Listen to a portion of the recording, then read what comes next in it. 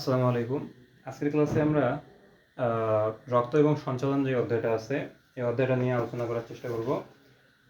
তো আমরা চেষ্টা করব একটা পূর্ণাঙ্গ প্লেলিস্ট বানানোর জন্য, যে প্লেলিস্টটা থেকে আমরা একটা অধ্যায় খুব সহজেই একদম কভার করে ফেলতে পারবো এবং পরীক্ষার জন্যে আমাদের এই ক্লাসগুলো করলে ইনশাল্লাহ একদম পরীক্ষার জন্য পূর্ণাঙ্গ একটা প্রস্তুতি হয়ে যাবে। তো আর কথা না বাড়িয়ে আমরা আজকে শুরু করব রক্ত এবং সঞ্চালন যে অধ্যায়টা আছে সেই অধ্যায়টা আমাদের একটা 4 নম্বর অধ্যায়, সেকেন্ড পার্টের, জীববিজ্ঞান সেকেন্ড পার্টের। ওকে, তো রক্ত সঞ্চালন এটা শুরু করার সময় আমাদের প্রথমেই যে জিনিসটা আসে বা প্রথমেই যে বিষয়টা আসে এটা হচ্ছে রক্ত।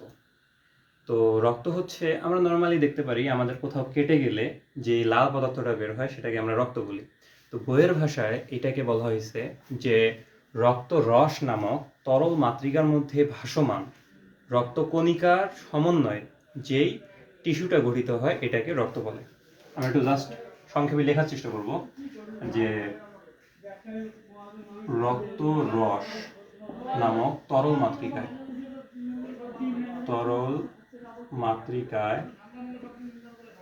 রক্তকণিকা মাতৃকায় ভাসমান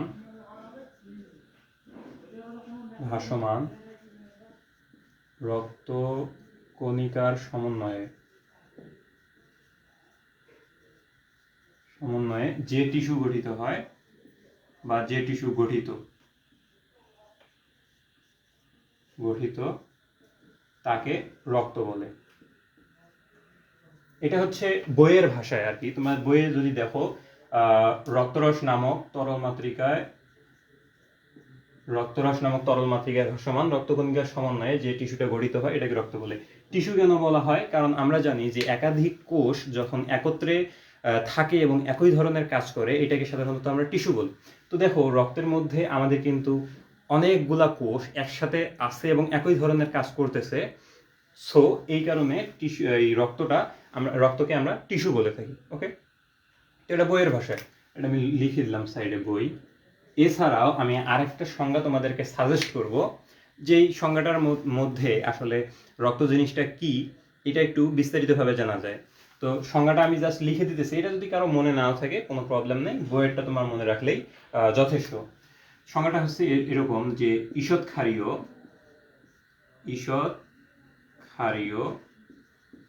হালকা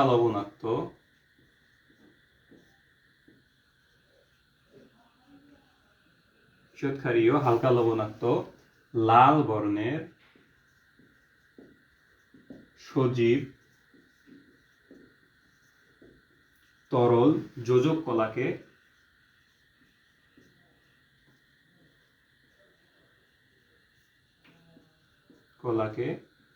রক্ত বলে।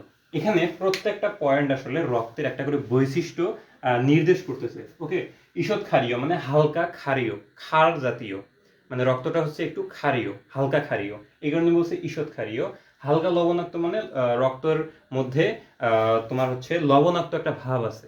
ওকে, এগুলো হচ্ছে হালকা লবণাক্ত। লাল বর্ণের মানে আমরা জানি রক্তের রংটা লাল হয়, এই কারণে বলা হয়েছে লাল বর্ণের সজীব তরল যোজক কলাকে রক্ত বলে। সজীব বলা হয়েছে কারণ রক্তের মধ্যে একটা সজীব ভাব আছে, এটা একটা হচ্ছে জীবিত, আমাদের দেহের মধ্যে একটা জীবিত পদার্থ, এই কারণে সজীব এবং তরল পদার্থ এটা আমরা সকলেই জানি। আর বলা হয়েছে যোজক কলা, এটা আমাদের পুরা দেহকে কিন্তু কানেক্ট করে রাখছে, আমাদের মাথা থেকে শুরু করে পায়ের পাতা পর্যন্ত পুরা দেহটাকে কিন্তু আমরা রক্তের মাধ্যমে কানেক্ট করে রাখছি, এই কারণে এই বলা হয়েছে যোজক কলাকে রক্ত বলে। তো মূলত বৈশিষ্ট্যগুলোকে নির্দেশ করে এই সংজ্ঞাটা মেক করা হয়েছে। তোমরা চাইলে এটাও মনে রাখতে পারো, এটাও মনে রাখতে পারো, যে কোনো একটা সংজ্ঞা মনে রাখলেই এনাফ। ওকে,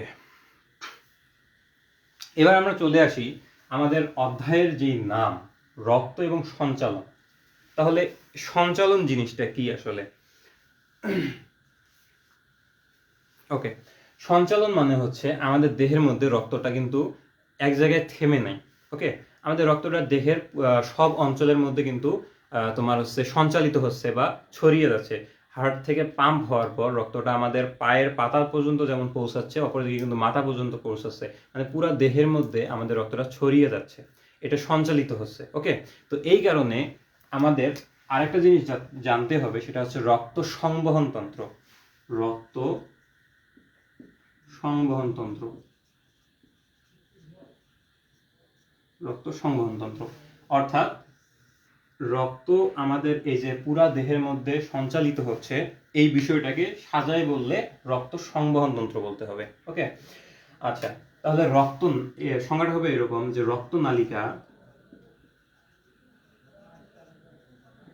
রক্তনালিকা বলতে আমাদের দেহের মধ্যে শিরা আছে, ধমনী আছে, কৈশিক জালিকা আছে, এইগুলার ভিতর দিয়ে রক্ত কিন্তু প্রবাহিত হইতেছে আমাদের পুরা দেহের মধ্যে।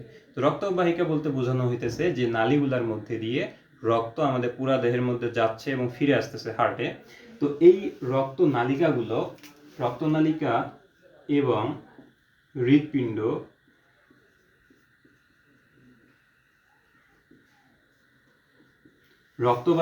রক্তনালিকা এবং হৃৎপিণ্ড অর্থাৎ এই রক্তনালিকাগুলোর মাধ্যমে আমাদের পুরা দেহের মধ্যে রক্ত যাচ্ছে।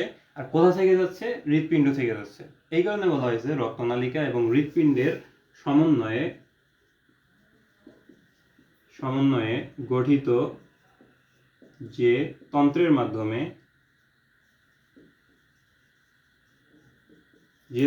মাধ্যমে পুরো দেহে রক্ত সঞ্চালিত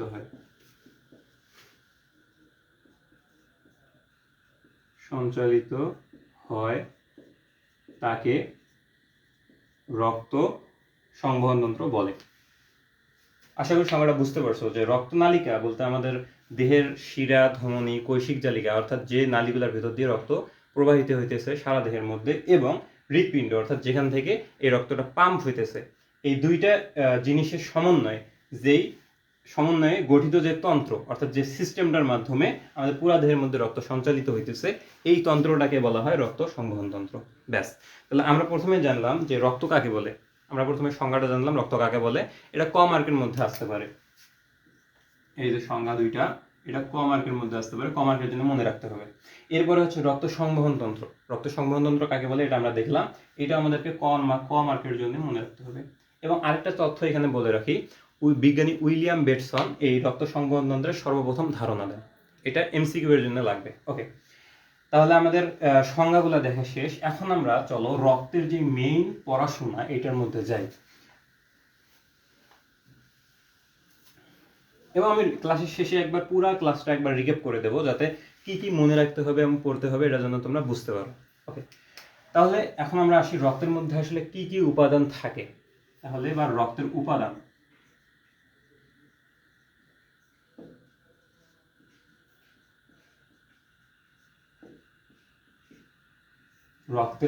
রক্তের মধ্যে সাধারণত দুই ধরনের উপাদান থাকে। একটা হচ্ছে রক্ত রস, আর একটা হচ্ছে রক্ত কণিকা।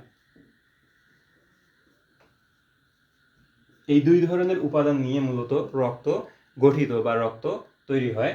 তো রক্তরস থাকে আমাদের পুরা রক্তের প্রায় 55%, এবং অপরদিকে রক্তকণিকা থাকে 45%। অর্থাৎ আমাদের দেহের মধ্যে আমরা সকলে জানি আমাদের দেহের মধ্যে প্রায় 5 থেকে 6 লিটার রক্ত থাকে। তো এই পুরা রক্তের 55% হচ্ছে রক্তরস আর 45% হচ্ছে রক্তকণিকা। রক্তকণিকা আমরা শুনেই বুঝতে পাইতেছি এখানে কিছু কণিকা থাকবে, অর্থাৎ কিছু দানাদার বা কঠিন পদার্থ থাকবে। এবং রক্তরস যে এটা আমরা বুঝতে পারতেছি এটা একটা রসালো পদার্থ বা হচ্ছে একটা লিকুইড জাতীয় বা ফ্লুইড জাতীয় পদার্থ। ওকে, তো এই যে রক্তরস আছে, এই রক্তরসের মধ্যে প্রায় 90 থেকে 92% হচ্ছে পানি। এই রক্তরসের মধ্যে পানি থাকে 90 থেকে প্রায় 92%। 90 থেকে 92% পানি থাকে। তাহলে বাকি 8 থেকে 10% কি থাকে? এই বাকি 8 থেকে 10% কিছু পরিমাণ কঠিন পদার্থ থাকে। কঠিন পদার্থ কতটুকু থাকে? 8 থেকে 10%। ওকে, তাহলে আমরা জানলাম যে রক্তের উপাদান হচ্ছে দুইটা, রক্তরস এবং রক্তকণিকা। এবং রক্তরস পুরো রক্তের প্রায় 55%, আর রক্তকণিকাটা হচ্ছে 45% বা 45%। এবং রক্তরসের মধ্যে আমরা দুই ধরনের উপাদান দেখতে পেলাম, একটা হচ্ছে পানি যেটা প্রায় রক্তরসের 90 থেকে 92%, আর আরেকটা হচ্ছে কিছু পরিমাণ কঠিন পদার্থ থাকে। এই কঠিন পদার্থটার পরিমাণ হচ্ছে 8 থেকে 10%। ওকে, তো এইবার পানি এটা 90 থেকে 92% থাকলো, বাট এই যে কঠিন পদার্থটা আছে এইটা কি কি? এই কঠিন পদার্থটা আবার দুই ধরনের হয়, একটা হচ্ছে জৈব কঠিন পদার্থ আর একটা হচ্ছে অজৈব কঠিন পদার্থ। জৈব এবং অজৈব, জৈব এবং অজৈব। ওকে, তাহলে জৈব পদার্থ এবং অজৈব পদার্থ, এখানে জৈব পদার্থ থাকে প্রায় 7 থেকে 8%, আর অজৈব পদার্থ থাকে হচ্ছে 1 থেকে 2%। অর্থাৎ তোমরা দেখতে পাচ্ছ যে 8 থেকে 10%, যদি 8% কঠিন পদার্থ থাকে তাহলে জৈব পদার্থের পরিমাণ হয় 7%, আর যদি 10% হয় কঠিন পদার্থের পরিমাণ, তাহলে সেখানে অজৈব পদার্থের পরিমাণ হয় 2%। অর্থাৎ এটা একটা কম্পেয়ারের মধ্যে থাকে।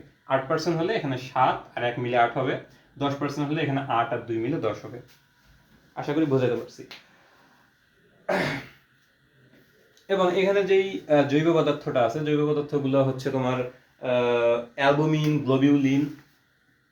আমরা যদি একটু লিখি যে অ্যালবুমিন, গ্লোবিউলিন,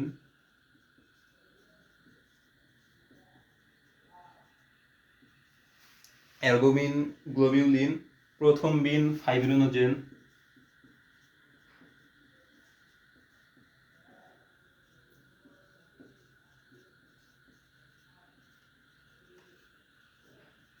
প্রথমবিন, ফাইব্রিনোজেন, এই 4 ধরনের পদার্থ থাকে।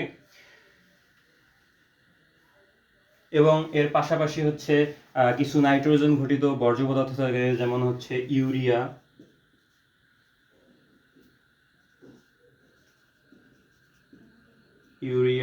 ইউরিক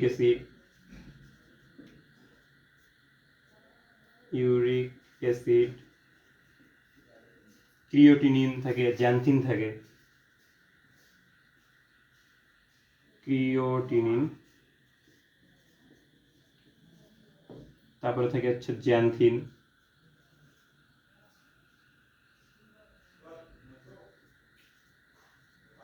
ইত্যাদি। ওকে, এই 2 ধরনের হচ্ছে তোমার কঠিন পদার্থ থেকে। নিচে দেখা যাচ্ছে, হ্যাঁ দেখা যাচ্ছে। এরপরে তোমার অজৈব পদার্থ কি কি থাকে? এখানে তোমার হচ্ছে নাইট্রোজেন,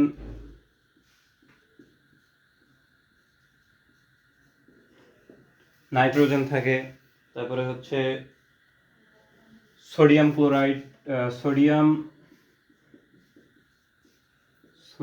ক্লোরাইড থাকে, তারপরে হচ্ছে তোমার ম্যাগনেসিয়াম থাকে, পটাশিয়াম থাকে। এই ধরনের অজৈব পদার্থগুলো থাকে এবং এই ধরনের জৈব পদার্থগুলো থাকে। তো শুরু থেকে একবার রিক্যাপ করতেছি। শুরুতে আমরা রক্ত সম্পর্কে জানছি, রক্তের 2টা সংজ্ঞা আমরা দেখছি, যেগুলো একটা মনে রাখলেই হবে। এরপর আমরা দেখলাম যে রক্ত সংবহন তন্ত্র কাকে বলে। রক্ত সংবহন তন্ত্রের বিজ্ঞানী একজন আছে যিনি রক্ত সংবহন তন্ত্রের প্রবর্তন করছেন, উইলিয়াম বেটসন, তার নামটা মনে রাখতে হবে এমসিকিউ এর জন্য। এরপর আমরা দেখলাম রক্তের উপাদান 2 ধরনের হয়, একটা হচ্ছে রক্তরস আর একটা হচ্ছে কি রক্তকণিকা। তো রক্তরস যেটা, এটা হচ্ছে পুরা রক্তের 55%, আর রক্তকণিকাটা হচ্ছে 45% বা হচ্ছে 45%। একটু ঢুকে দেখতো, চেক করে। আচ্ছা, এরপরে আমরা দেখলাম যে রক্তরসের যে 55% অর্থাৎ 55% আছে, এটার 90 থেকে 92% হচ্ছে পানি, আর 8 থেকে 10% হচ্ছে কঠিন পদার্থ। তো পানি তো আমরা সকলেই চিনি যে পানি তো নর্মাল জিনিস। আর কঠিন পদার্থটার মধ্যে কি থাকে? কঠিন পদার্থটার মধ্যে আমাদের 2 ধরনের জিনিস আবার খুঁজে পাই, একটা হচ্ছে জৈব পদার্থ আর একটা হচ্ছে অজৈব পদার্থ। জৈব পদার্থ যেটা আছে অ্যালবুমিন, গ্লোবিউলিন, প্রথমবিন, তারপরে হচ্ছে ফাইব্রিনোজেন, এই 4 ধরনের হচ্ছে জৈব পদার্থ থাকে। আবার নাইট্রোজেন ঘটিত যে বর্জ্য পদার্থগুলো, এটাও কিন্তু আমরা জৈব পদার্থের মধ্যেই কাউন্ট করব, কারণ এটা কি কি আছে? Urea, uric acid, creatinine, xanthine. Okay, এবার অজৈব পদার্থ যেটা 1 থেকে 2%, এটা আমরা বলতে পারি সোডিয়াম ক্লোরাইড, সোডিয়াম বাইকার্বনেট, তারপরে হচ্ছে ম্যাগনেসিয়াম, পটাশিয়াম, ক্যালসিয়াম ইত্যাদি যে পদার্থগুলো আছে, আমি সবগুলো লিখিনি। তো এতগুলো লাগবেও না, তুমি জাস্ট যদি এতটুকু মনে রাখো তাতেই এনাফ। এদিকে আমাদের যে রক্তকণিকাটা ছিল, রক্তকণিকা কিন্তু আমরা এর আগেও জেনে আসতেছি যে 3 ধরনের হয়। একটা হচ্ছে লোহিত রক্তকণিকা, একটা হচ্ছে শ্বেত রক্তকণিকা, আর একটা হচ্ছে কি অনুচক্রিকা। এই 3 ধরনের রক্তকণিকা কিন্তু আমাদের দেহের মধ্যে আছে।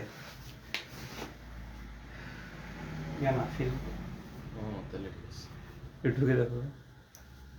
আচ্ছা, তাহলে আমাদের যেই লোহিত রক্তকণিকাটা আছে এটা আমরা সকলেই জানি লাল রঙের হয়। সে তো নাইম ভাইয়া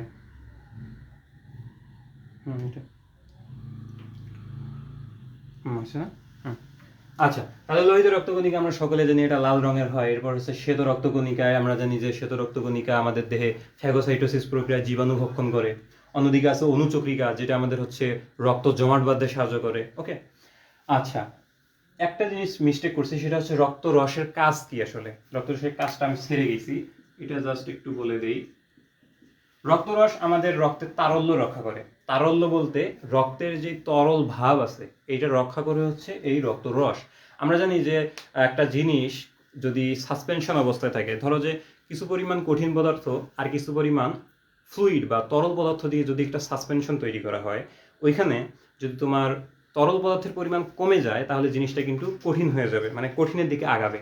তো আমাদের রক্তটাও ঠিক দেখো একটা সাসপেনশনের মতো, যেখানে রক্ত রস এবং রক্ত কণিকাগুলোকে তোমার হচ্ছে একটা কি বলে দ্রবণের মতো কল্পনা করতে পারি, যেখানে রক্ত রসের পরিমাণ 55%, অর্থাৎ পরিমাণে বেশি। ওকে, এই কারণে কিন্তু আমাদের রক্ত রসটা তরল। ওকে, আর এই রক্ত রসের কারণে কিন্তু আমাদের রক্তটা তরল। সো রক্ত রসের কাজ হচ্ছে তারল্য রক্ষা করা। তারল্য রক্ষা করা, এটা একটা কাজ। এবার হচ্ছে অম্লক্ষারের ভারসাম্য রক্ষা করা।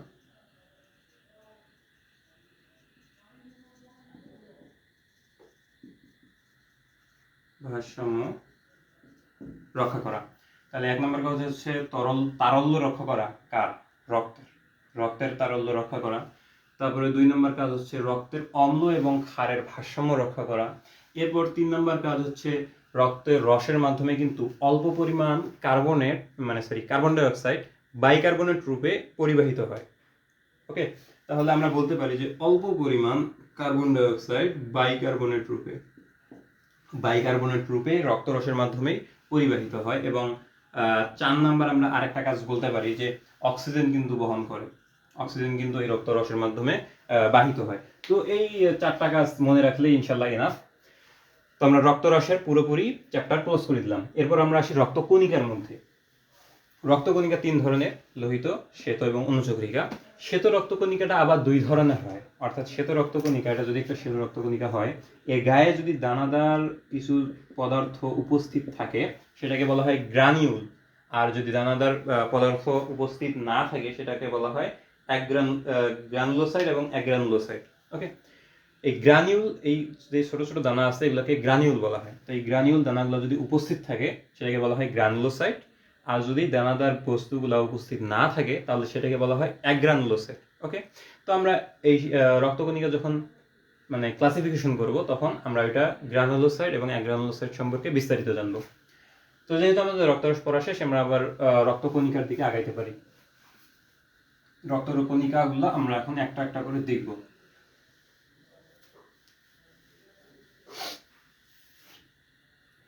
আচ্ছা, তাহলে এবার আমরা চলে আসি রক্তকণিকাগুলোর মধ্যে। রক্তকণিকা শুরুতে আমাদের কি আছে? লোহিত রক্তকণিকা।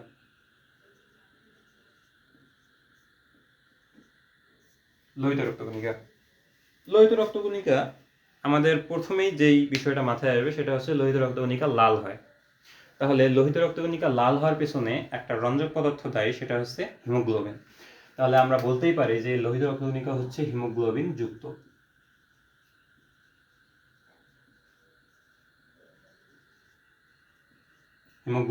এবং লোহিত রক্তকণিকা কিন্তু দ্বি অবতল বৃত্তের মতো, অর্থাৎ আমরা যদি পার্শ্ব থেকে দেখি, এটা যেমন একটা কলম, এটাকে যদি আমরা এইভাবে পার্শ্ব থেকে দেখি তাহলে, এবং এইভাবে লোহিত রক্তকণিকাটা দেখতেছি, লোহিত রক্তকণিকাকে আমরা যদি এইভাবে পার্শ্ব থেকে দেখি বা পাশ থেকে দেখি তাহলে অনেকটা এইরকম দেখা যায়।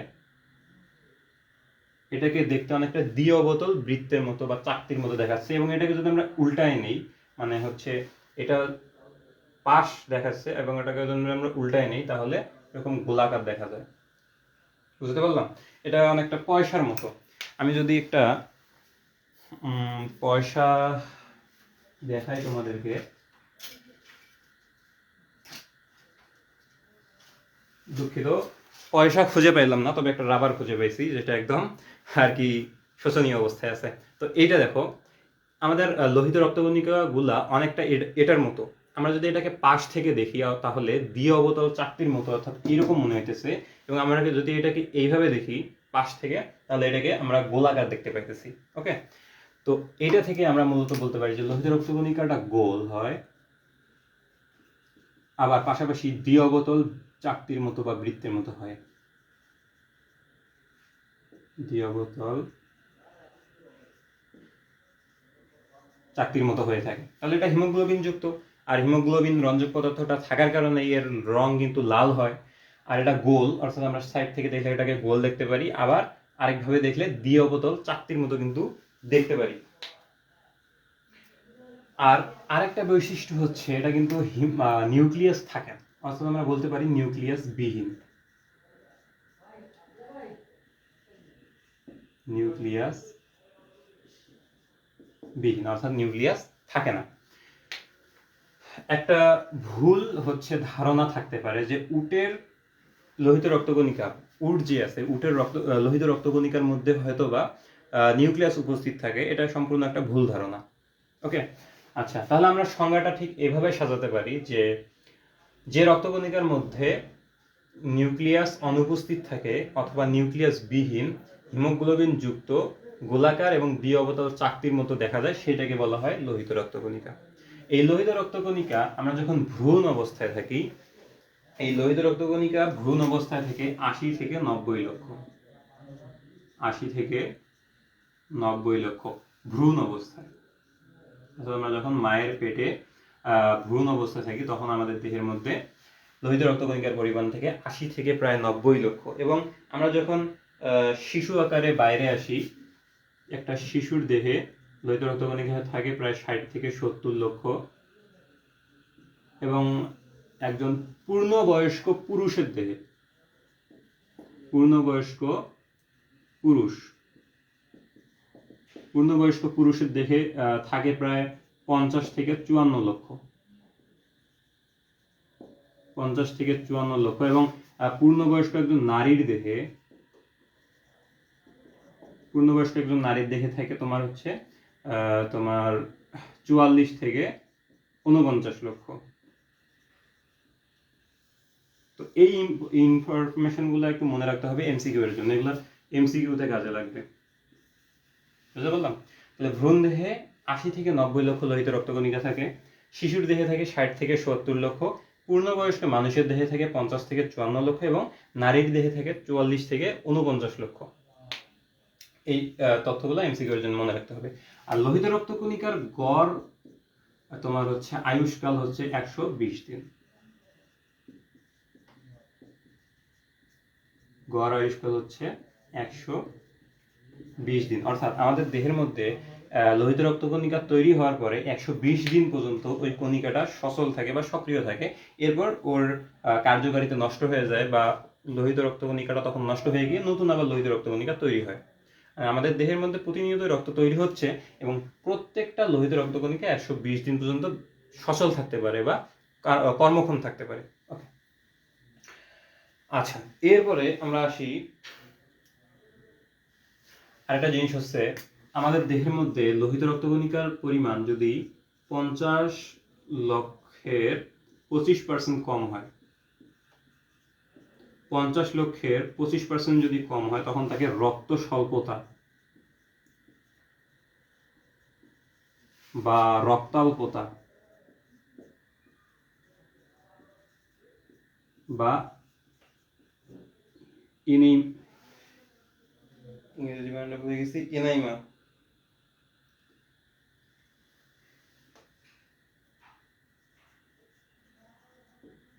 এনাইমা বলে। ঠিক আছে, অর্থাৎ আমাদের পূর্ণবয়স্ক একজন পুরুষের দেহে কিন্তু ৫০ লক্ষ লোহিত রক্তকণিকা থাকে। তো ৫০ লক্ষ লোহিত রক্তকণিকার যদি ২৫% কমে যায়, সেটাকে আমরা কিন্তু রক্ত স্বল্পতা বলবো। অর্থাৎ তখন সেই রোগীটার হচ্ছে তোমার, আমরা ধরে নেই যে তার রক্ত স্বল্পতা হয়েছে এবং রক্তের পরিমাণ বৃদ্ধি করা প্রয়োজন। ওকে, আবার যদি এটা 65 লক্ষের বেশি হয়ে যায়, এটা ছিল 50 লক্ষের 25% কম, আর এটা যদি 65 লক্ষের বেশি হয়ে যায়, অর্থাৎ লোহিত রক্তকণিকার পরিমাণ যদি 65 লক্ষেরও বেশি হয়ে যায়, সেটাকে বলা হয় পলিসাইথেমিয়া।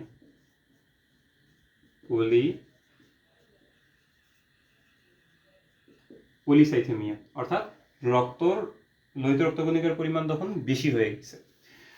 আচ্ছা, 50 লক্ষের 25% কম হলে সেটাকে রক্ত স্বল্পতা বলে, আর যদি 65 লক্ষের বেশি হয়ে যায় সেটাকে পলিসাইথেমিয়া বলা হয়, অর্থাৎ লোহিত রক্তকণিকার পরিমাণ বেশি হয়ে গেছে। আচ্ছা, এখন আমরা আসি যে এই রক্তকণিকাটা আসলে তৈরি হয় কোথা থেকে। এই রক্তকণিকাটা তৈরি হয় কোথা থেকে একটু মিশাইতে হবে।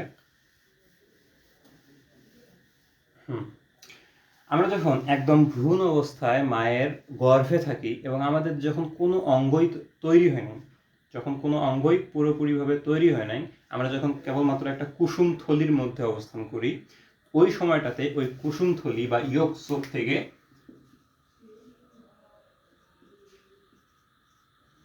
ইয়কযোগ বা হচ্ছে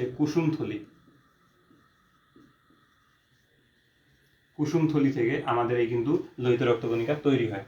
এরপরে আমাদের ভ্রূণ অবস্থায় যখন যকৃৎ এবং প্লীহা তৈরি হয়,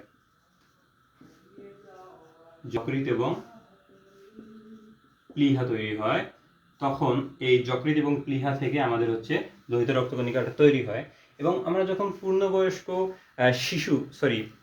পুরোপুরি শিশু আকারে মানব মাতৃগর্ভের বাইরে চলে আসি, তখন আমাদের যখন পুরোপুরিভাবে শারীরিক গঠন চলে আসে, তখন লাল অস্থিমজ্জা বা হচ্ছে রেড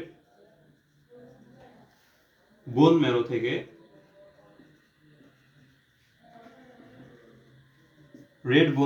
কিন্তু আমাদের লোহিত রক্তকণিকাটা তৈরি হয়।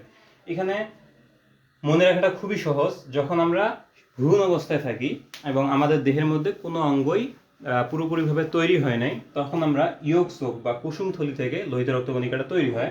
এরপরে যখন যকৃৎ এবং প্লীহাটা তৈরি হয়ে যায়, এই দুইটা থেকে আমাদের লোহিত রক্তকণিকাটা তৈরি হয়। এরপরে যখন আমাদের বোন ম্যারো অর্থাৎ হাড় পুরোপুরিভাবে তৈরি হয়, তখন রেড বোন ম্যারো থেকে আমাদের লোহিত রক্তকণিকাটা তৈরি হয়। এখন একটু মনে তোমাদের প্রশ্ন জাগতেই পারে যে রেড বোন ম্যারো জিনিসটা আসলে কি।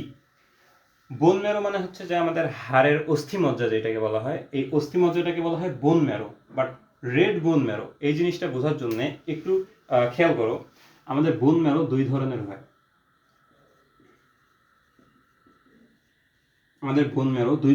একটা হচ্ছে রেড বোন ম্যারো আর একটা হচ্ছে ইয়েলো বোন ম্যারো। তোমরা যখন গরু বা হচ্ছে খাসির হাড় খাও, তখন তোমরা একটু লক্ষ্য করলে দেখতে পারবা ওই হাড়টার ভেতরে কিন্তু কিছু চর্বি জাতীয় বা জেলির মতো কিছু জিনিস থাকে, যেটা কিন্তু হাড়ের ভেতর থেকে বের করে খাওয়া যায়। তো ওইটাকে বলা হয় কিন্তু ইয়েলো বোন ম্যারো। এটা তোমরা গরু বা হচ্ছে খাসির মাংস খাওয়ার সময় লক্ষ্য করে থাকছো ইনশাল্লাহ। তো ওই জিনিসটাকে বলা হয় ইয়েলো বোন ম্যারো। আর রেড বোন ম্যারোটা হচ্ছে এটা খাওয়া যায় না। তোমরা মুরগির মাংস খাওয়ার সময় দেখবা যে কিছু হাড় আছে যেগুলোকে আমরা চিবায় ফেলে দেই, এবং ওই হাড়টার মধ্যে অনেক সময় কিছু ফাঁপা অংশ দেখা যায়। ওই ফাঁপা অংশের একদম কানির দিকে দেখবা, এটা যদি একটা মুরগির হাড় হয়, এর দেখবা কানির দিকে কিছু ফাঁপা অংশ দেখা যায়। তো এই ফাঁপা অংশটা হচ্ছে রেড বোন ম্যারো। আর গরু বা হচ্ছে খাসির মাংস খাওয়ার সময় তোমরা দেখবা যে ভেতরে কিছু তরল না, কিছু জেলির মতো পদার্থ থাকে, ওইটাকে বলা হয় ইয়েলো বোন ম্যারো। তো আমাদের যেই লোহিত রক্তকণিকা, এই লোহিত রক্তকণিকাটা রেড বোন ম্যারো থেকে তৈরি হয়। আমাদের দেহের যে রেড বোন ম্যারো, এটা থেকে এই লোহিত রক্তকণিকাটা তৈরি হয়।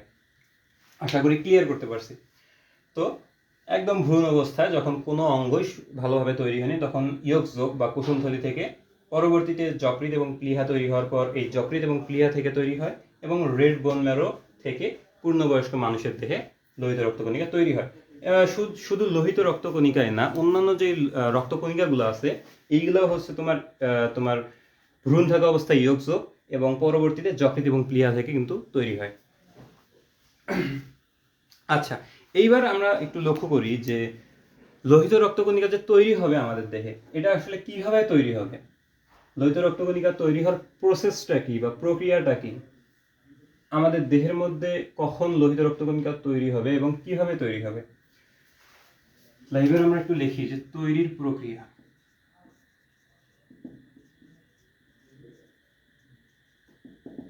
তৈরির প্রক্রিয়া শিশুকাল থেকে বা ভ্রূণ অবস্থা থেকে আমাদের দেহের মধ্যে লোহিত রক্তকণিকা তৈরি হচ্ছে, বাট যখন লোহিত রক্তকণিকার পরিমাণ কমে যায় বা নতুন করে তৈরি হওয়ার প্রয়োজন হয় তখন কি ঘটনাটা ঘটে। আমাদের বৃক্ক বা কিডনি প্রতিনিয়ত কিন্তু আমাদের রক্তকে ছাঁকন করতেছে বা ডায়ালাইসিস করতেছে। ওকে, তো বৃক্ক রক্তকে ছাঁকন করার সময় বা ডায়ালাইসিস করার সময় লক্ষ্য করে যে রক্তের মধ্যে অক্সিজেনের পরিমাণ কমে যাইতেছে বা কমে গেছে। বৃক্ক রক্ত ছাঁকনের সময় এটা লক্ষ্য করে যে অক্সিজেনের পরিমাণ কমে গেছে এবং লোহিত রক্তকণিকার পরিমাণও কমে গেছে। কারণ কি? কারণ লোহিত রক্তকণিকাই তো অক্সিজেন বহন করে। সো অক্সিজেনের পরিমাণ কমে গেছে, এর অর্থ হচ্ছে লোহিত রক্তকণিকার পরিমাণও কমে গেছে। তাহলে লোহিত রক্তকণিকার পরিমাণও কমে গেছে, এটা বৃক্ক ফাইন্ড আউট করলো। তো এই জিনিসটা বৃক্ক যখন ফাইন্ড আউট করে তখন এরিথ্রোপয়েটিন নামে একটা হরমোন ক্ষরণ করে।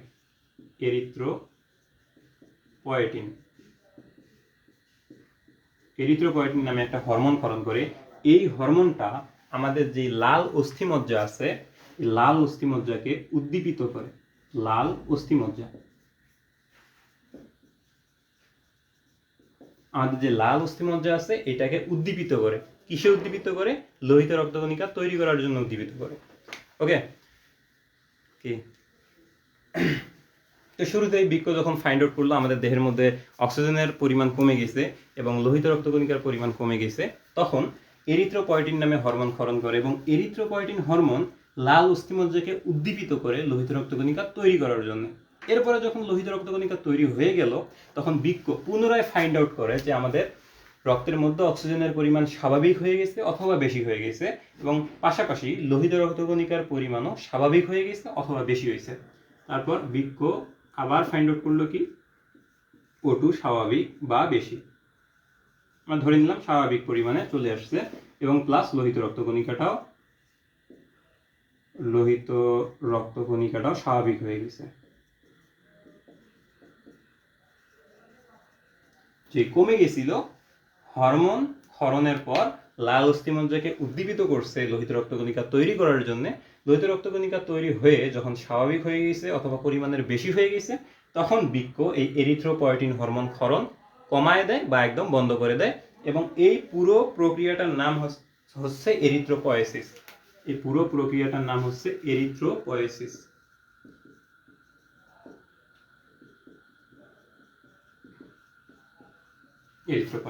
ওকে, তাহলে তৈরির প্রক্রিয়াটা হচ্ছে এইটা। প্রথমে বৃক্ক ফাইন্ড আউট করলো আমাদের দেহের মধ্যে অক্সিজেনের পরিমাণ কমে গেছে। অক্সিজেনের পরিমাণ কমে যাওয়া মানে লোহিত রক্তকণিকার পরিমাণও কমে যাওয়া। এরপরে এরিথ্রোপয়েটিন হরমোন ক্ষরণ করে এবং এরিথ্রোপয়েটিন হরমোন লাল অস্থিমজ্জাকে উদ্দীপিত করে লোহিত রক্তকণিকা তৈরি করার জন্য। এরপর যখন লোহিত রক্তকণিকা তৈরি করলো অক্সিজেনের পরিমাণ রক্তের মধ্যে স্বাভাবিক হয়ে গেল অথবা বেশি হয়ে গেল, পাশাপাশি লোহিত রক্তকণিকার পরিমাণও স্বাভাবিক হয়ে গেল অথবা রক্তের মধ্যে বেশি হয়ে গেল, তখন বৃক্ক এরিথ্রোপয়েটিন হরমোন ক্ষরণ কমায় দেয় অথবা বন্ধ করে দেয়। এরপরে স্বাভাবিকভাবে আমাদের আবার রক্ত ফ্লো করতে থাকে। এই পুরো প্রক্রিয়াটার নাম হচ্ছে এরিথ্রোপয়েসিস। আশা করি এটা খুব বেশি কঠিন জিনিস না এবং খুব বেশি বোরিংও লাগবে না। ওকে, এরপরে আমরা যে জিনিসটা দেখব এটা একটু মিশাই দেই যেহেতু জায়গা নেই। আচ্ছা, তাহলে আমরা একটু আগে দেখলাম যে আমাদের লোহিত রক্তকণিকাটা হচ্ছে দ্বি-অবতল বৃত্তের মতো, অর্থাৎ অনেকটা হচ্ছে এইরকম, তাই না? তো এই প্রত্যেকটা লোহিত রক্তকণিকার 60 থেকে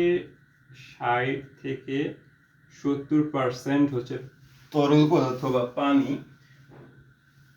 আর 30 থেকে 40% এটা হচ্ছে 30 থেকে 40% হচ্ছে কঠিন পদার্থ এবং এটা হচ্ছে পানি আর এটা হচ্ছে কঠিন পদার্থ এবং এই কঠিন পদার্থের 90% হচ্ছে হিমোগ্লোবিন।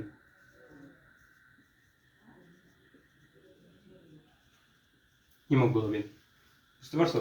অর্থাৎ এটা যদি একটা লোহিত রক্তকণিকা হয়, এই কণিকাটার 60 থেকে 70% হচ্ছে পানি, আর 30 থেকে 40% হচ্ছে কঠিন পদার্থ, এবং এই 30 থেকে 40%-এরই 90% হচ্ছে হিমোগ্লোবিন।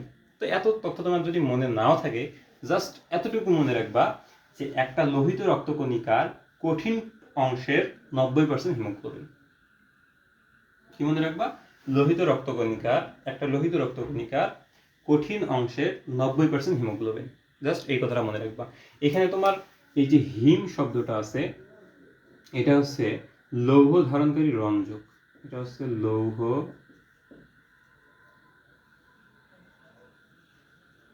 লৌহ ধারণকারী একটা রঞ্জক। আর এই যে গ্লোবিনটা আছে, এটা হচ্ছে একটা প্রোটিন।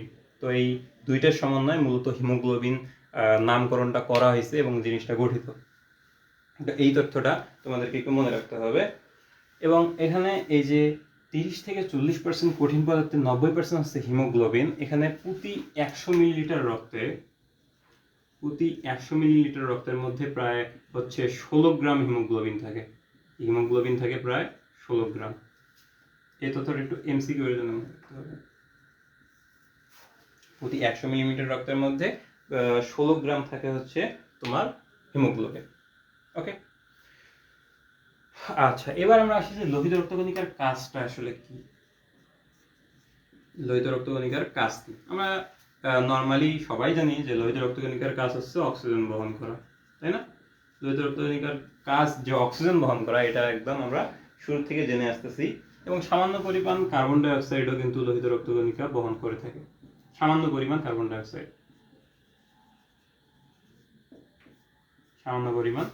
অক্সাইডও লোহিত রক্তকণিকা বহন করে থাকে।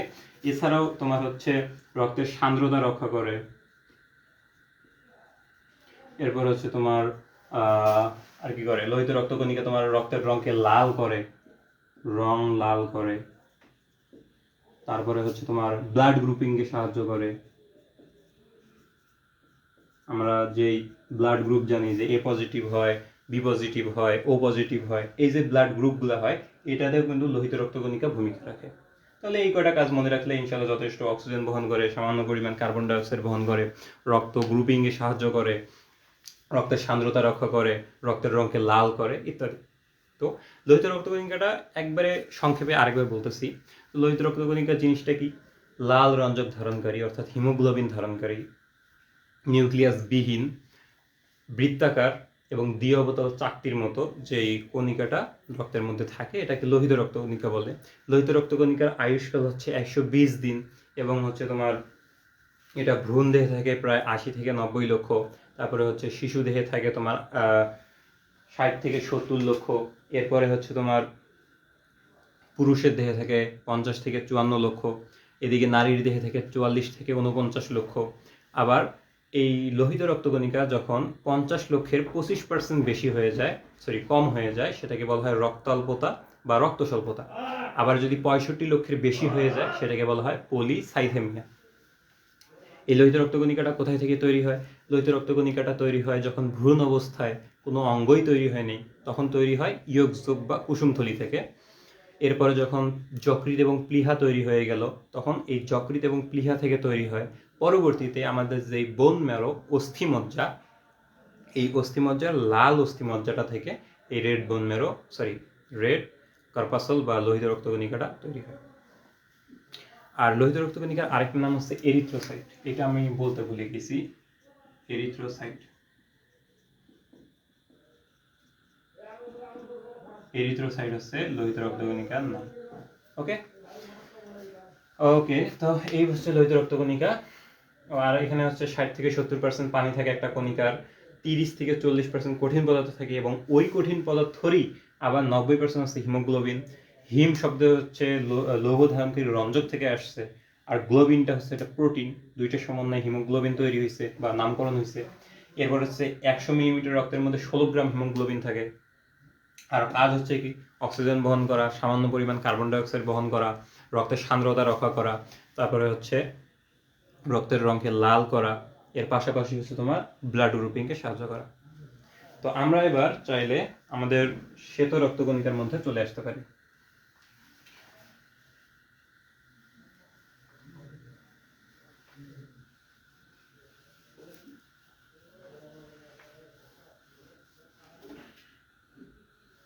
এবার শ্বেত রক্তকণিকার মধ্যে চলে আসি।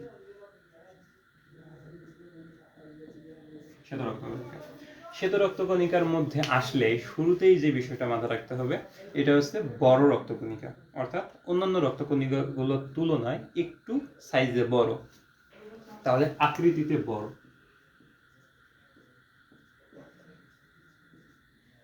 আকৃতিতে বড় প্লাস এটা হচ্ছে নিউক্লিয়াস যুক্ত। আগের কিন্তু লোহিত রক্তকণিকা নিউক্লিয়াস বিহীন ছিল, অর্থাৎ নিউক্লিয়াস ছিল না। এটার মধ্যে নিউক্লিয়াস যুক্ত, অর্থাৎ নিউক্লিয়াস আছে।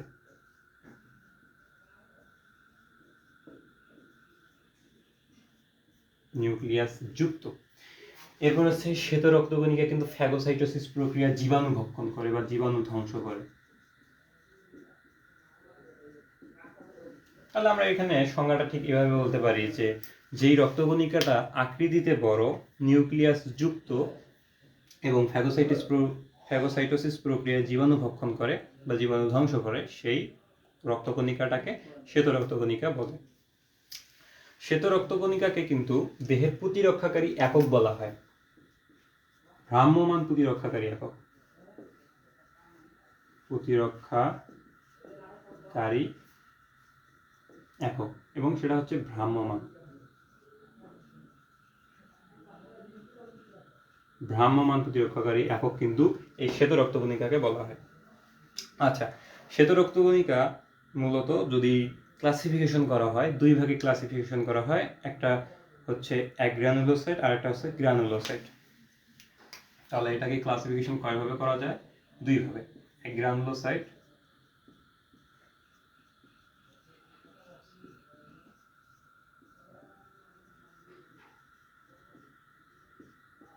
বানান গিয়ে ভুল হয়েছে,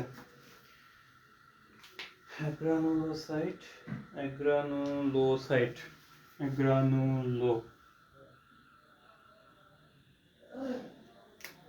অ্যাগ্রানুলোসাইট, এটা ঠিক আছে, অ্যাগ্রানুলোসাইট।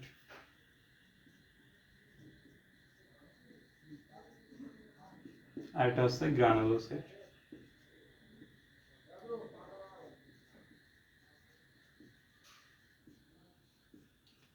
এবার হচ্ছে গ্রানিউল, একটা দানা। গ্রানিউল মানে হচ্ছে দানা। গ্রানিউল হচ্ছে দানাদার পদার্থ। অর্থাৎ এটা যদি একটা শ্বেত রক্তকণিকা হয়, এই শ্বেত রক্তকণিকার গায়ে যদি গ্রানিউল নামক ছোট ছোট কিছু দানা যুক্ত থাকে বা উপস্থিত থাকে, সেটাকে বলা হয় গ্রানিউলোসাইট। আর যদি ওই দানা বা ছোট ছোট এই গ্রানিউলগুলো উপস্থিত না থাকে, সেটাকে বলা হয় অ্যাগ্রানুলোসাইট। ওকে, তাহলে গ্রানিউলোসাইট হচ্ছে 3 ধরনের আর অ্যাগ্রানুলোসাইট হচ্ছে 2 ধরনের। অ্যাগ্রানুলোসাইট 2 ধরনের হচ্ছে লিম্ফোসাইট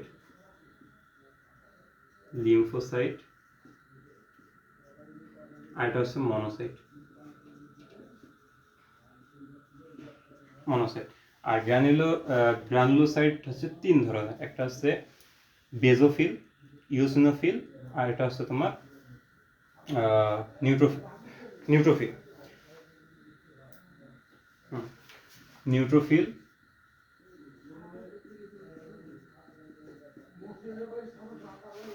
বেজোফিল, আর এটা হচ্ছে ইওসিনোফিল।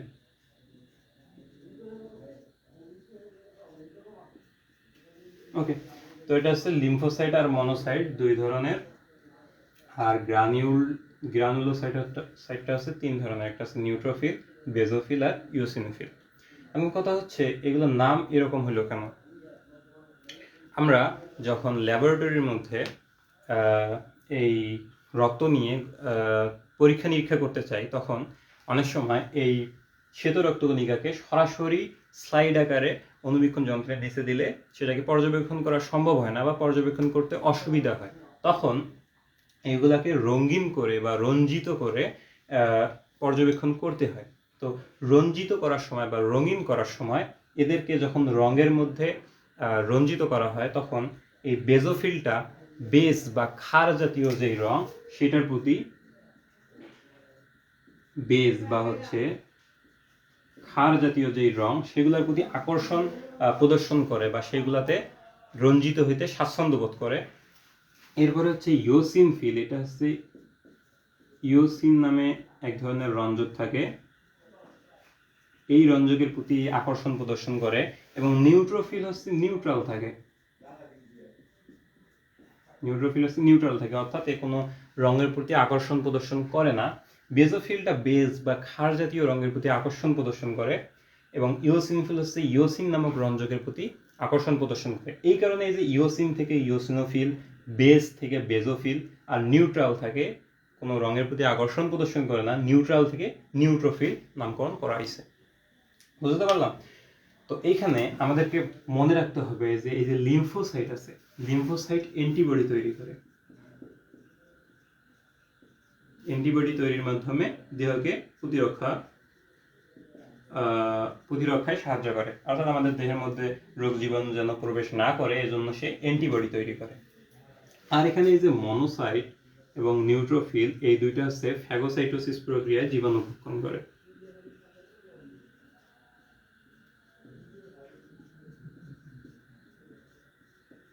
ফ্যাগোসাইটোসিস প্রক্রিয়ায় জীবাণু ভক্ষণ করে। বেজোফিল যেটা আছে, বেজোফিল হচ্ছে হেপারিন ক্ষরণ করে, হেপারিন কি করে? হেপারিন আমাদের দেহের ভিতরে রক্তটা যেন জমাট বেঁধে না যায় এই জন্য কাজ করে থাকে, এই জন্য হেপারিন কাজ করে থাকে, আমাদের দেহের ভিতরে যেন রক্ত জমাট বেঁধে না যায়। এবং আরেকটা জিনিস ক্ষরণ করে, সেটা হচ্ছে হিস্টামিন। হেপারিন ক্ষরণ করে এবং কি করে? হিস্টামিন ক্ষরণ করে। এবং আমরা সকলেই জানি যে হিস্টামিন রোগ প্রতিরোধ ক্ষমতা বৃদ্ধিতে সাহায্য করে। তাহলে হিস্টামিন কি করে? রোগ প্রতিরোধে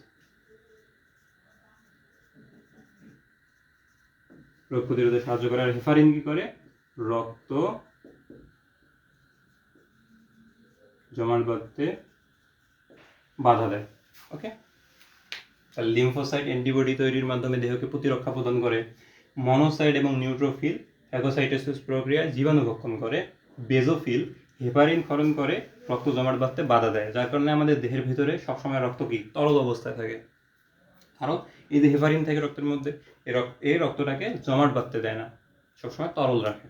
আর হিস্টামিন থেকে, হিস্টামিন রোগ প্রতিরোধ ক্ষমতা বৃদ্ধি করে। আর একটা বাকি থাকলো, সেটা হচ্ছে ইওসিনফিল। এই ইওসিনফিল হচ্ছে লার্ভা জাতীয় যে সকল জীবাণু আমাদের দেহে প্রবেশ করে, ওই জীবাণুগুলোকে ধ্বংস করে। যেমন কি ক্রিমি লার্ভা, তারপর হচ্ছে অ্যালার্জি, এই যে কৃমি লার্ভা জাতীয় যে জীবাণু, যেমন কৃমি লার্ভা, তারপরে অ্যালার্জি আমাদের দেহের মধ্যে সংক্রমণ হতে পারে। তো এই জিনিসগুলোকে প্রোটেক্ট করে এই ইওসিনফিল। আশা করি বুঝাইতে পারছি। তাহলে আমরা একবার শ্বেত রক্তকণিকার শুরুর থেকে আসি। শ্বেত রক্তকণিকার শুরুতেই আমরা দেখলাম এটা আকৃতিতে বড় হয়, এটা নিউক্লিয়াস যুক্ত হয়, এবং এটি আমাদের ফ্যাগোসাইটোসিস প্রক্রিয়ায় জীবাণু ধ্বংস করে বা ভক্ষণ করে, এবং এটাকে দেহের ভ্রাম্যমাণ প্রতিরক্ষাকারী একক বলা হয়ে থাকে। এটা দুই ধরনের হয়, এটা হচ্ছে অ্যাগ্রানুলোসাইট আর এটা হচ্ছে গ্রানিউলোসাইট। যদি দেহের মধ্যে গ্রানিউল নামক দানাগুলো উপস্থিত থাকে সেটাকে বলা হয় গ্রানিউলোসাইট, আর যদি গ্রানিউল দানাগুলো উপস্থিত না থাকে তাহলে সেটাকে বলা হয় অ্যাগ্রানুলোসাইট। অ্যাগ্রানুলোসাইট হচ্ছে দুই ধরনের, একটা হচ্ছে লিম্ফোসাইট আর হচ্ছে মনোসাইট। লিম্ফোসাইট কি করে? লিম্ফোসাইট অ্যান্টিবডি তৈরির মাধ্যমে দেহকে প্রতিরক্ষা দান করে, এবং মনোসাইট কি করে? ফ্যাগোসাইটোসিস প্রক্রিয়ায় জীবাণু ভক্ষণ করে। অন্যদিকে যে গ্রানিউলোসাইট আছে, এই গ্রানিউলোসাইট তিন ধরনের হয়: নিউট্রোফিল, বেজোফিল, ইওসিনোফিল। নিউট্রোফিল কি করে? নিউট্রোফিল এই মনোসাইটের মতো ফ্যাগোসাইটোসিস প্রক্রিয়ায় জীবাণু ভক্ষণ করে। এদিকে বেজোফিল আছে, বেজোফিল কি করে? হেপারিন ক্ষরণ করে এবং আমাদের হিস্টামিন ক্ষরণ করে। হেপারিন কি করে? আমাদের দেহের ভিতরে রক্তটাকে তরল রাখে, জমাট বাঁধতে বাধা দেয়। আর হিস্টামিন কি করে? রোগ প্রতিরোধ ক্ষমতা বৃদ্ধি করে। এরপরে কে থাকলো? ইওসিনোফিল। ইওসিনোফিল আমাদের দেহের মধ্যে যদি লার্ভা জাতীয় জীবাণু, যেমন হচ্ছে ক্রিমি লার্ভা প্রবেশ করে, আবার অ্যালার্জি যদি সংক্রমণ করে, এইগুলাকে প্রোটেক্ট করে। ওকে, তো এটা হচ্ছে শ্বেত রক্তকণিকা। আচ্ছা, এরপর আমাদের আরেকটা জিনিস বাকি আছে, সেটা হচ্ছে অনুচক্রিকা।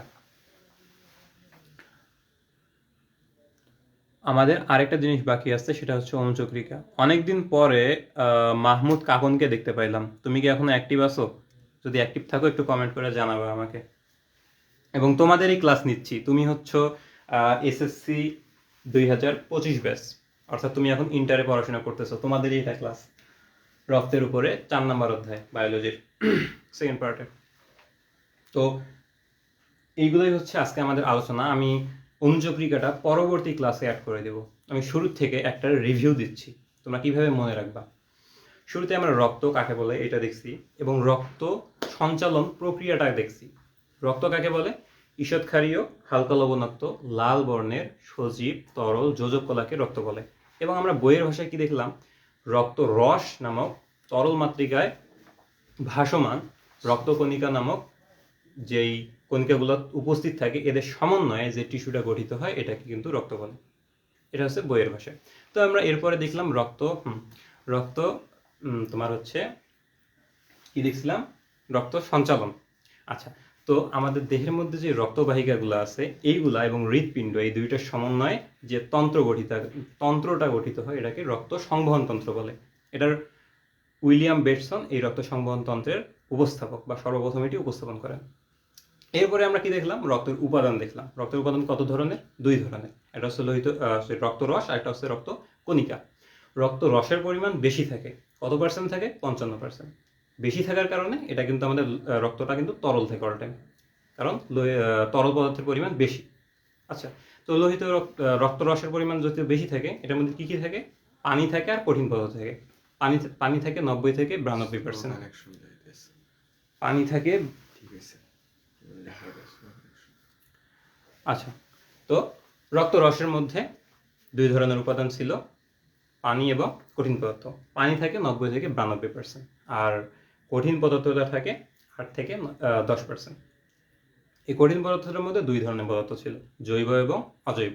যদি জৈব এবং অজৈব পদার্থগুলো মনে নাও থাকে প্রবলেম নেই, বাট এতটুকু পর্যন্ত তোমাকে মনে রাখতে হবে যে রক্তরস 2 ধরনের উপাদান ছিল, পানি এবং কঠিন পদার্থ, এবং কঠিন পদার্থ আবার 2 ধরনের ছিল, জৈব এবং অজৈব। এতটুকু পর্যন্ত মনে রাখতে হবে কমপক্ষে। এরপর আমরা যদি কণিকাগুলোর মধ্যে আসি, 3 ধরনের কণিকা আমরা দেখছিলাম, লোহিত রক্তকণিকা, শ্বেত রক্তকণিকা এবং অনুচক্রিকা। এরপরে আমরা রক্তরসের কাজ দেখছি। রক্তরসের কাজ কি ছিল? রক্তের তারল্য রক্ষা করা। তার মানে আমাদের রক্তটা যে তরল, এটাকে তরল রাখবে কে? এই রক্তরস রাখবে। এটা হচ্ছে এর কাজ। এরপরে সামান্য পরিমাণ কার্বন ডাই অক্সাইডকে বাইকার্বনেট রূপে পরিবহন করছিল, এটা একটা ছিল। তারপরে রক্তের হচ্ছে অম্ল এবং ক্ষারের ভারসাম্য রক্ষা করেছিল। এগুলো ছিল রক্তরসের কাজ। এবার আমরা কণিকায় যদি চলে আসি, প্রথমে দেখলাম আমরা লোহিত রক্তকণিকা। প্রথমে আমরা কি দেখলাম? লোহিত রক্তকণিকা। এটা লাল রঙের হয়। কেন হয় লাল রঙের? এটাকে হিমোগ্লোবিন থাকে। এবং এরপরে আমরা কি দেখলাম? এটা দ্বিঅবতল চাকতির মতো এবং বৃত্তাকার। এরপর আমরা দেখলাম এটা নিউক্লিয়াস বিহীন হয়, এবং এটার আয়ুষ্কাল হয় 120 দিন, অর্থাৎ তৈরি হওয়া থেকে 120 দিন পর্যন্ত এটা বাঁচে, বা এটার কার্যক্ষমতা সচল থাকে, এর মধ্যে এটা নষ্ট হয়ে যাইতে পারে। আচ্ছা, এরপর দেখলাম আমরা ভ্রূণ দেহের মধ্যে লোহিত রক্তকণিকা থাকে 80 থেকে 90 লক্ষ, শিশু দেহের মধ্যে থেকে 60 থেকে 70 লক্ষ, এবং আমাদের যে পূর্ণবয়স্ক পুরুষ তার দেহে থেকে 50 থেকে 54 লক্ষ, এবং স্ত্রী দেহের মধ্যে থাকে 44 থেকে 49 লক্ষ। এই তথ্যগুলো তোমার এমসিকিউ এর জন্য মনে রাখতে হবে। ওকে, এরপর আমরা দেখলাম লোহিত রক্তকণিকা কোথা থেকে তৈরি হয়। যখন আমরা ভ্রূণ অবস্থায় থাকি এবং আমাদের কোনো অঙ্গ প্রত্যঙ্গ তৈরি হয় না, তখন লোহিত রক্তকণিকা ইয়গযৌগ বা কুসুমথলি থেকে তৈরি হয়। এর পরবর্তীতে যখন যকৃৎ এবং প্লীহা তৈরি হয়, এবং এই যকৃৎ প্লীহা থেকে লোহিত রক্তকণিকা তৈরি হয়, এবং শেষ পর্যায়ে যখন আমরা মানুষ রূপে পৃথিবীতে আসি, তখন আমাদের যেই অস্থিমজ্জা বা বোন ম্যারো আছে, রেড বোন ম্যারো থেকে লোহিত রক্তকণিকা তৈরি হয়ে থাকে। এরপরে আমরা দেখলাম কি? শ্বেত রক্তকণিকা। শ্বেত রক্তকণিকা হচ্ছে আকৃতিতে বড়, নিউক্লিয়াস যুক্ত, এবং এটাকে ভ্রাম্যমাণ প্রতিরক্ষাকারী একক বলা হয়, আর জীবাণু এটা ধ্বংস করে ফেলে। এরপরে দেখলাম 2 ধরনের, অ্যাগ্রানুলোসাইট এবং গ্রানুলোসাইট। গ্রানিউল দানা যদি উপস্থিত থাকে গ্রানুলোসাইট, এবং গ্রানিউল দানা উপস্থিত না থাকলে অ্যাগ্রানুলোসাইট। গ্রানিউল দানা যদি উপস্থিত থাকে গ্রানুলোসাইট। গ্রানুলোসাইট আবার 3 ধরনের হয়, নিউট্রোফিল, ইওসিনোফিল আর বেসোফিল। আর অ্যাগ্রানুলোসাইট 2 ধরনের, লিম্ফোসাইট এবং মনোসাইট। আর এইগুলোর কাজ এখন দেখতেই পাইতেছো। তো আজকে এই পর্যন্তই, আর কথা বাড়াচ্ছি না। দেখা হচ্ছে পরবর্তী ক্লাসে। আমরা অনুচক্রিকা থেকে শুরু করব ইনশাআল্লাহ।